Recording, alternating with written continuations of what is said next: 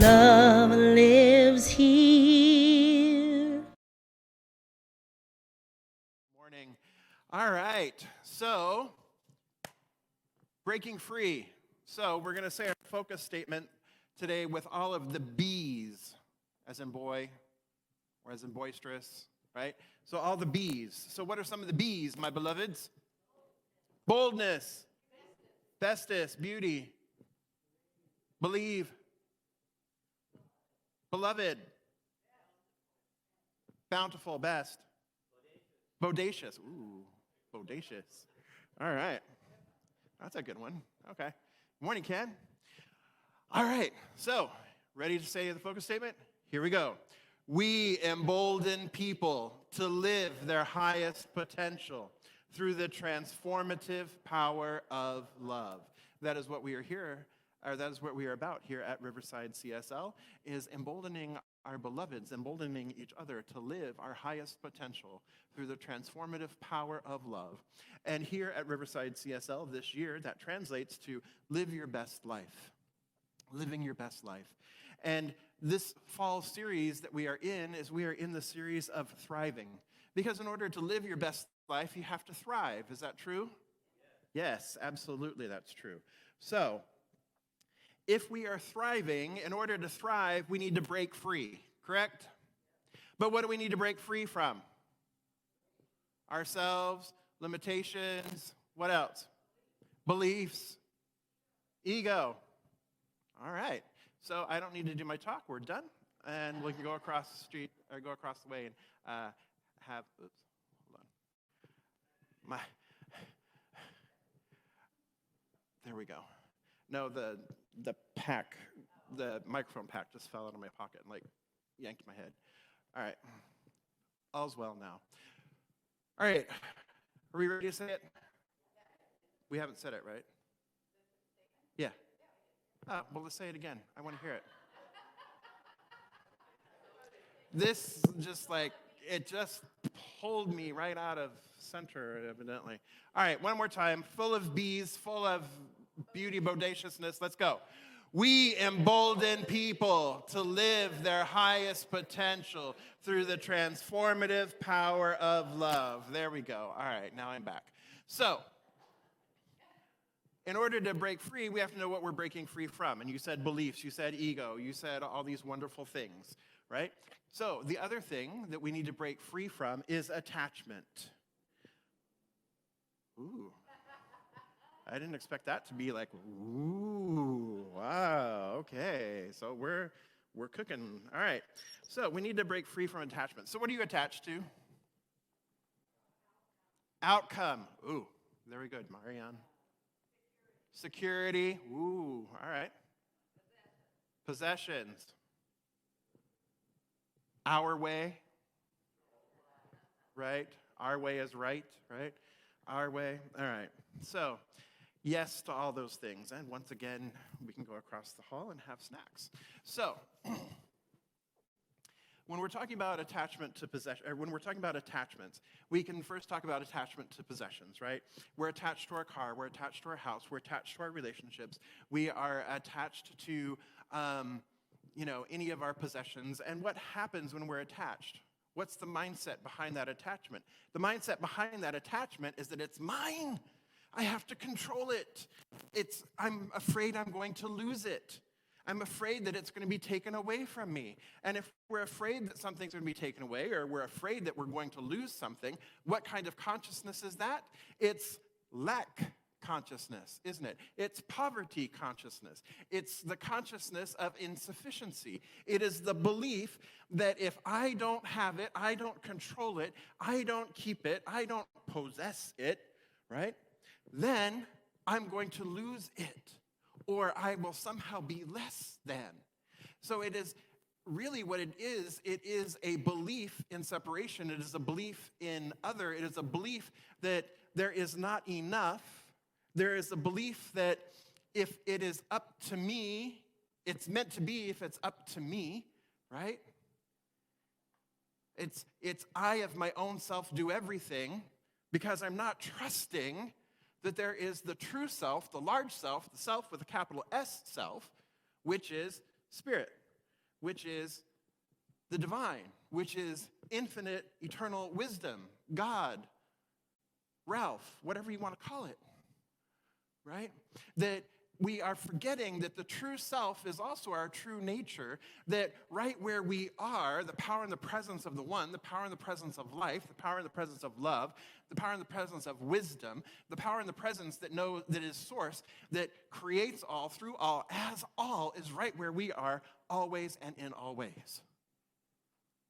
And so when we get attached to something, we are thinking that we have to do it, that we have to make it happen, and if we don't make it happen, we won't have it.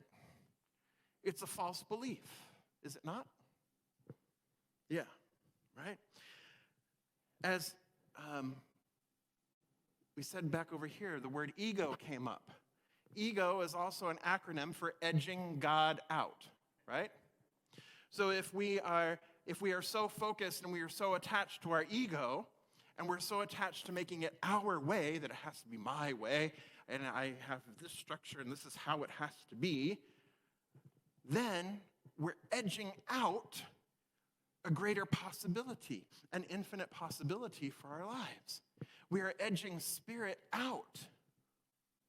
And it is not I, little Jeffrey I, but the spirit within me, the capital self, the capital S, the capital I, that is within each one of us, that does the things set before us. So why, then, am I attached to it having to be a certain way? This is a way that we get caught in dualistic thinking, in the thinking of separation. This is the way we get caught in believing that there is an insufficiency, that there is not enough. And so we become imprisoned by that. We become imprisoned by our attachments to what is or to what we want the way we want it. Right? When things go wrong, my beloveds, right? Things go wrong. No, they don't go wrong. They just didn't go your way. They didn't go wrong. They just didn't go your way, right? And when they don't go your way, then there's anxiety, and there's fear, and there's frustration, and then there's hopelessness, and then there's helplessness, and then we get into this mindset that, oh, the world is against me, the universe is against me, what did I do wrong? Why am I so undeserving? Right? And we just self-flagellate. I was like, bang, bang, bang, right?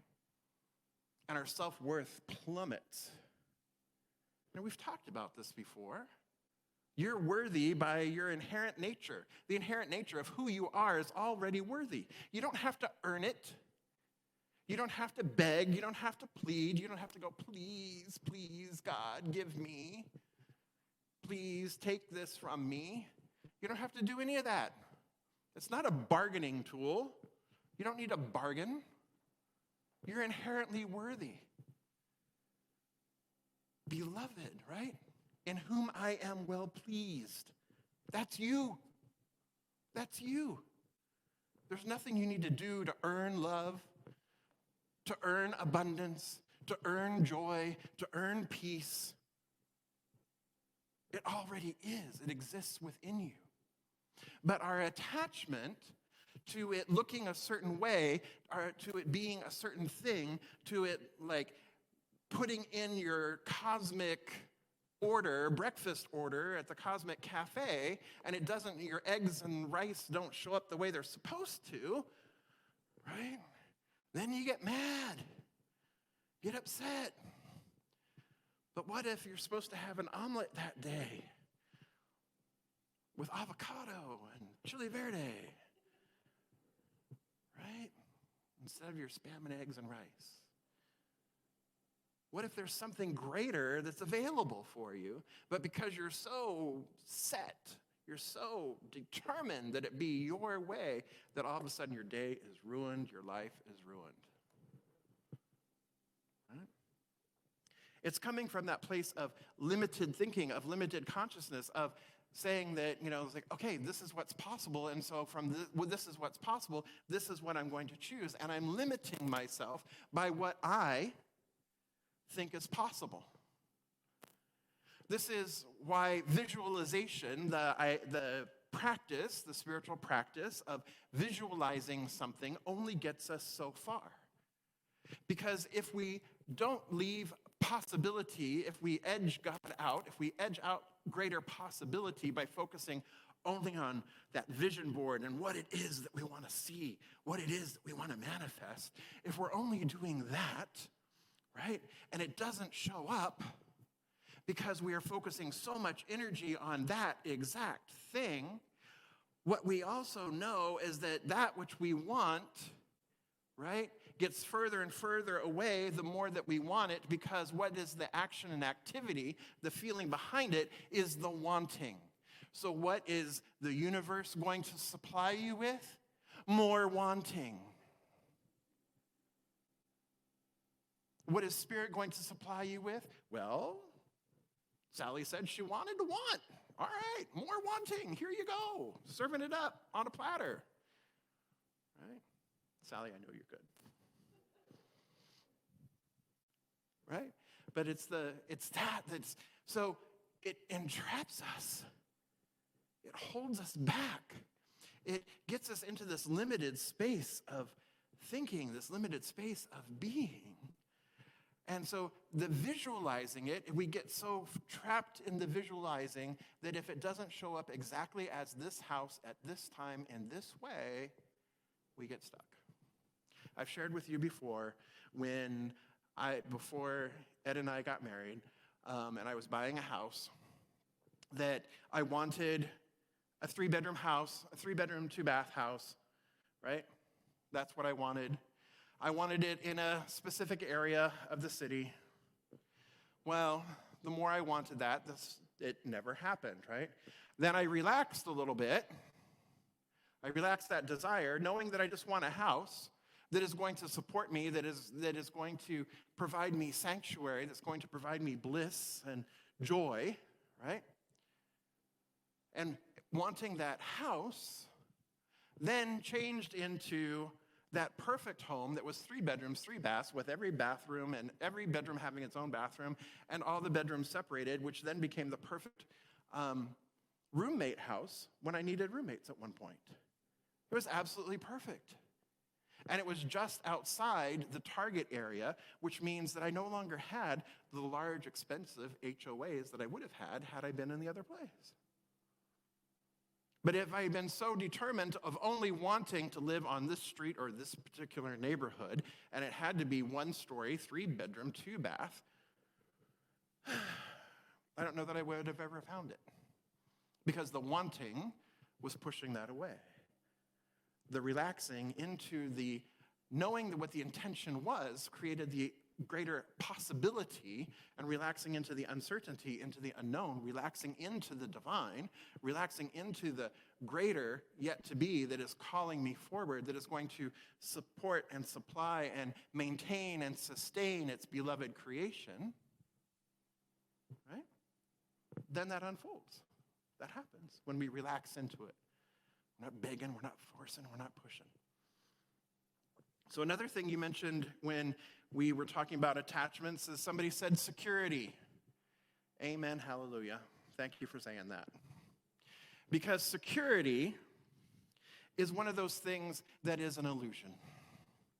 When we are chasing security, we're chasing that safety, we're chasing it, we're going to chase it forever and ever and ever because it's simply an illusion. It's ephemeral. There is no such thing as security in our realm in the way that we think about it. When we say that we are looking for security, that we're looking for safety, we're looking for security, what we're really attached to is we are attached to the known. When we want security, when you say, I just want security, I just want to know that I'm secure, that I can retire, I just want to know that I have enough money in my bank account, I just want to know that everything's going to be okay. I want security, right? When we're craving security, we're searching for security. What we're really attached to is we're attached to the known, what we already know. And what is it that we already know, my beloveds? What's that? Zilch. What we already know is the past. What's known is back there. It's the past. We know what happened back there. So what we're really attached to when we are attached to security is we are attached to the idea of the past. We are attached to what has already happened.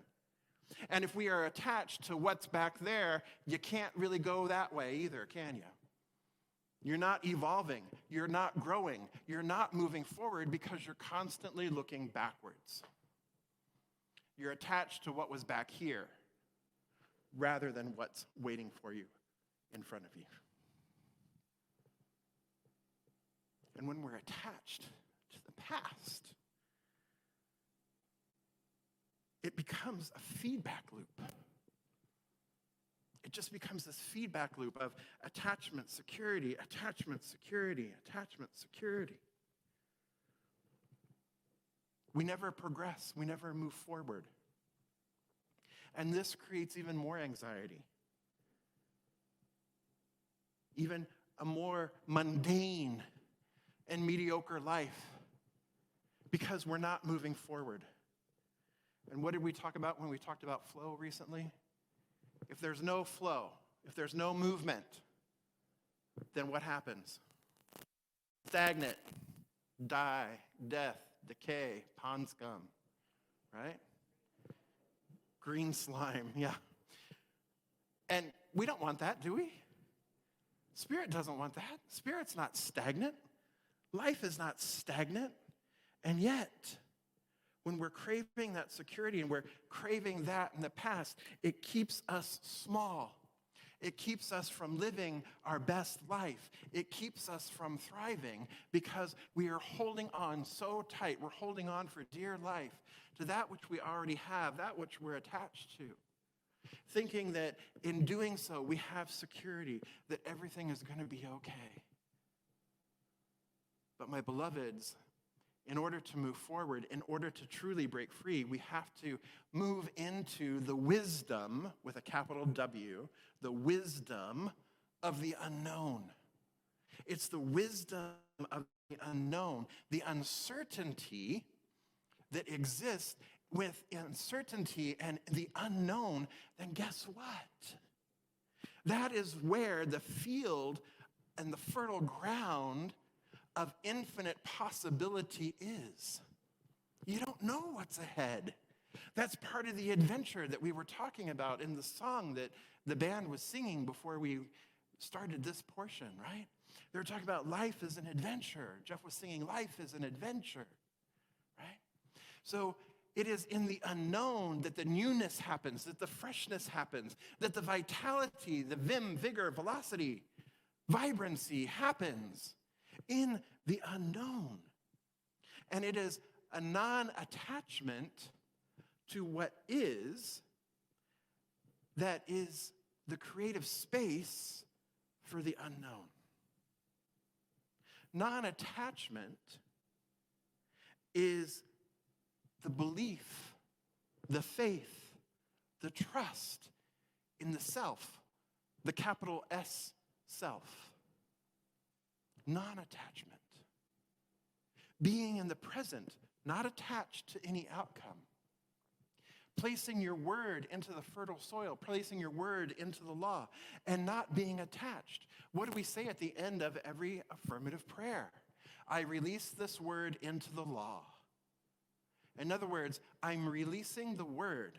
I'm letting it go. I'm letting it fly free. I'm not attached to the way Spirit shows up, the way Spirit manifests itself through all of life and through all of creation. I have set my intention, trusting and having pure faith in Spirit, in the capital S self, knowing that it knows exactly what I have need of, and it also knows how to fulfill that need.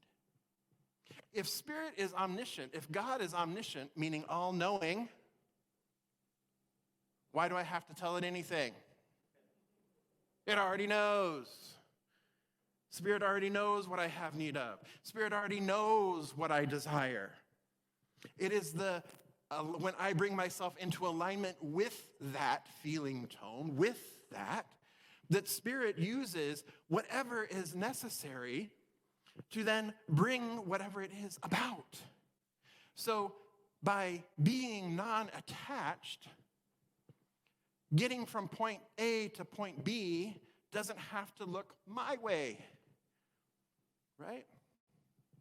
Getting from point A to point B, I might go over here, might chat with James for a bit, I might go back over here, have a conversation with Cindy, back over here, and Joe and I chat a bit, back over here, and Martha and I. But yet, I still make it to where I want to go, which is to go get snacks. I still make it, but I've had enriching experiences along the way rather than barreling to the back, which might be my way. Right? If I allow for the unknown, I allow for the experience, I allow for the presence of Spirit, I don't edge God out, then the pathway, the journey is even richer. And I'm richer for it. And the beloveds I encounter are richer for it, rather than straight back.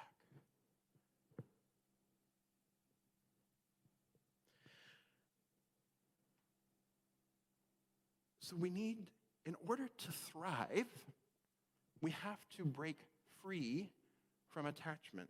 We have to break free from our attachment to security. We have to break free from our attachment to the past, to what was, and open up in uncertainty and with faith that all is truly well.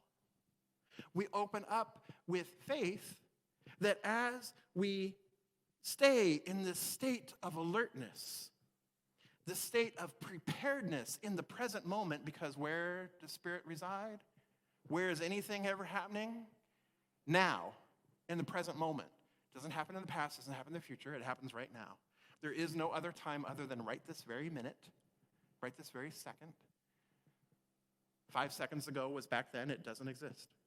It's only right here, right? So if we stay in that present state of alertness, in that preparedness, in the present, in the field of uncertainty and infinite possibilities, if we steep ourselves in the wisdom that is in the uncertainty, then we can seize the opportunity as it arises. We are prepared, and the solution to whatever the problem is would appear or will appear, assuming that you're having a problem. But the right step, the right path, the right way for you in that moment, you are in the state of alertness and preparedness, steeped in the now, in the wisdom of the uncertainty, guides you each step of the way with divine right order, divine right action in absolute harmony and perfection.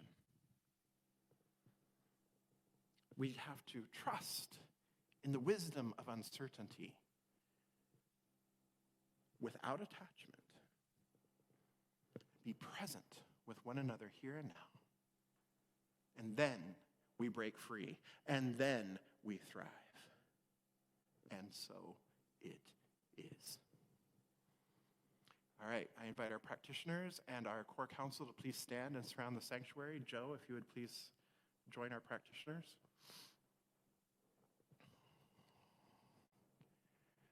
These beloveds are in service to this community every single day in prayer. They are also available for prayer. They're also available for pastoral guidance should you choose to avail yourself of their services. They are wonderful. If you are working through something or you want a little extra spiritual support, these beloveds are fantastic and are able to guide you and help you as well. And so I invite you to close your eyes and let us settle into this moment and come together in consciousness.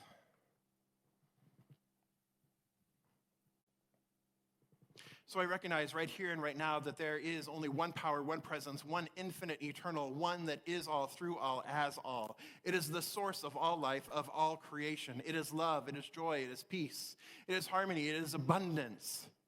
It is the unknown, it is the uncertainty, it is the divine wisdom, it is the love intelligence that brought forth all of life, all of creation, that is living, moving, breathing, and having its being as all life, as all creation. Therefore, I know that I am a divine emanation and impartation of this one life, and that as this is true of me, that this is true of everyone gathered here this day, of everyone gathered anywhere on this planet and everywhere on this planet. That each one is one with the one, inseparable from this one life, this one power, this one joy, this one abundant energy, this one love intelligence that is forever giving of itself, to itself, through itself, as itself, that is forever expressing itself infinitely, endlessly. And so I speak my word for our beloved creation here and now, for Riverside Center for Spiritual Living, and for everyone who calls it family, and those who have joined us for the first time this day. I speak my word knowing that this beloved community releases our attachments to what has been. We simply let them go, fall back into the nothingness from which they came. We release our attachments to what is and the way things ought to be and the way things ought to look. We simply release those, for we know that there is a higher way, there is a greater way, there is a more expansive view that Spirit knows, that Spirit is right now making manifest, that Spirit is right now aligning everything that needs to be aligned so that we may experience this higher, greater good, so we remain unattached to the outcome. We have clarity of vision. We know the direction in which we're headed. We are moving forward, evolving in love. We are transforming together, individually and collectively, through this powerful, transformative energy of love, of life, of spirit. That right where we are, it is all happening for us right now. In the greatest, highest, most magnificent, most glorious, most bodacious experience and expression. And how good it is to know this, how good it is to be present with it, how good it is to relax into the uncertainty, knowing that this uncertainty is actually the certainty of Spirit. It is the certainty of God. It is the certainty of divine law manifesting itself, expressing itself. And so in this we find our security. For this is true security with a capital S, like capital self, capital Spirit. This is our security, the faith and trust in the one life that is living, moving, breathing, and having its being as each one of us. Right where we are, it is, and we have access to it always and in all ways.